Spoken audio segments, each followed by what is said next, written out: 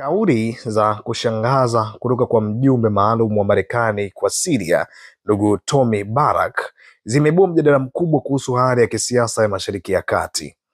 Barak amesema wazi kwamba kwa kweli hakuna Middle East, yaani hakuna Mashariki ya Kati.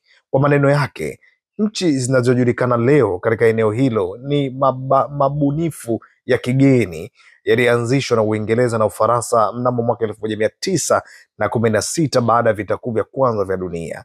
Baraka alieleza zaidi akasema, kila kitu huanza na mtu binafsi, kisha familia, kijiji, kabila, jamii na dini.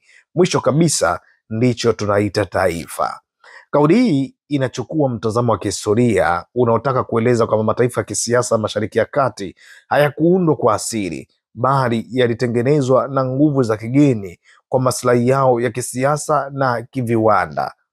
Wachambuzi wanasema maneno haya yanachochea mjadala kuhusu uhalali wa mipaka ya kisiasa, migogoro ya kikabila na changamoto za kidiplomasia zinazoshughulikia kutokuelewana kati ya mataifa ya eneo hilo.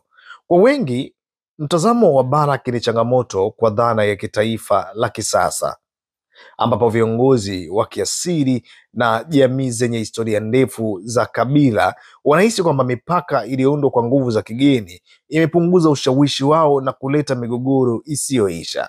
Hata hivyo, wengine wanaomkosoa wakisema kwamba maneno haya yanaweza kupoteza historia ya kisiasa ya eneo hilo na kupunguza hofu ya taifa kama taasisi inayoweza kushughulikia masuala ya kisiasa, kiusalama na hata kiuchumi. Kwa sasa Baraki, kauli hii imeibua mijadala katika vyombo vya habari, mitandao ya kijamii na hata katika mikutano ya kimataifa. Swali kubwa linalobaki ni je, dunia itaendeleza kuangalia Mashariki ya Kati kama seti ya mataifa yenye mipaka thabiti au kama jamii changamoto zenye historia ndefu za kikabila na kidini?